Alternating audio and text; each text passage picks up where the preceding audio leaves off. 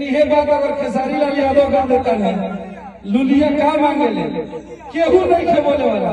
यह बात अगर खेसारी लाल का देता है तो सारा दुनिया दुश्मन हो जाता और दूसरा मेरे दुश्मन भोजपुरी इंडस्ट्री के मेरा भाई बन गया। मोनिका माई डार्लिंग शीला की जवानी मुनी बदनाम हुई ऐसा तो हरी राजनीति भोजपुरी में मत हो। अरे तू भगना चाहिए एक खेसारी लाल यादव और एक टुनटुन यादव सबका विरोधी नहीं हो सकता है। ये लोग एक गरीब घर से वहां से उठ के आज भोजपुरी के दिलों में राज कर रहे हैं जिसकी कल्पना हम अपने शब्दों में नहीं कर सकते। तो सिर्फ खेसारी लाल यादव और टुनटुन यादव का विरोध मेरे हिसाब से सही नहीं होगा। विरोध हो तो सबका हो और नहीं तो किसी का नहीं हो। हर की रात भरना चाहिए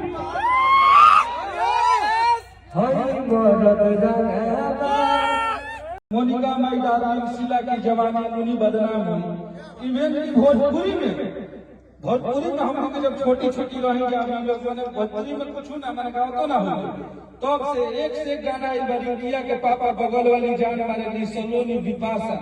लेकिन यह बात अगर खेसारी लाल यादव का देता है लुलिया का मांगे ले केहू नहीं खे बोले वाला। यह बात अगर खेसारी लाल का देता है तो सारा दुनिया दुश्मन हो जाता और दूसरा मेरे दुश्मन भोजपुरी इंडस्ट्री के मेरा भाई बन गया। तो ऐसा तो हरी राजनीति भोजपुरी में मत हो। अरे तू भगना चाहिए देखिए सबसे बड़ा चीज है कि गाना बजाना में केहू के व्यक्ति विशेष फोटो देके केहू के बाप के नाम लेके अगर गावल जाता वो गलत चीज है। गाना बजाना ही मजा पब्लिक चीज इग्नोर नहीं करेगी आपके बस का नहीं है कि आप किसी को गिरा दीजिएगा। तो इसलिए किसी का विरोध सोच समझ के कीजिए। भोजपुरी इंडस्ट्री में जानकारी हमारे बहुत चढ़े वाला वीडियो हर जगह नेट पे लगता है। लेकिन एक खेसारी लाल यादव और एक टुनटुन यादव सबका विरोधी नहीं हो सकता है। अगर आप भोजपुरी के सुधारक हैं तो आपके नजर में सब लोग बराबर होना चाहिए, ना कि यही जो लोग गलत हो गए और बाकी दुनिया सही हो गई। ऐसी राजनीति नहीं करनी चाहिए किसी भी इंसान को। ये लोग एक गरीब घर से वहां से उठ के आज भोजपुरी के दिलों में राज कर रहे हैं जिसकी कल्पना हम अपने शब्दों में नहीं कर सकते। मेहनती इंसान है, आज भोजपुरी के लोगों का प्यार मिलता है तो ये लोग आज यहाँ तक पहुंचे हैं। तो सिर्फ खेसारी लाल यादव और टुनटुन यादव का विरोध मेरे हिसाब से सही नहीं होगा।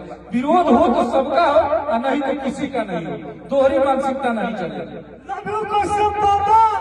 चोट पर कहना चाहता हूँ मैं इस भाई से प्यार करता हूँ और करूंगा। और यह बात जब प्रकाश जिद्दी बोल रहा है इस बात को सब लोगों को समझना चाहिए क्योंकि मैं बोलता हूँ तो बोल देता हूँ उसके बाद मैं कभी नहीं बोलता। संप्रदाय के नहीं है आप तो हमारे प्यार में हमारी पत्नी के लिए हमारी पत्नी डिम्पल के लिए गीत गा दिए हैं। इसको पता नहीं सोशल मीडिया पर क्या क्या लोग उठा दिए हैं। हमारी पत्नी और साली के नाम पर आप गीत गा दिए। लव यू भाई, मैं तो चाहता हूँ इस गीत को और ज्यादा हाईलाइट किया जाए, इसका मिलियन और बढ़े। हर की रात भरना चाहिए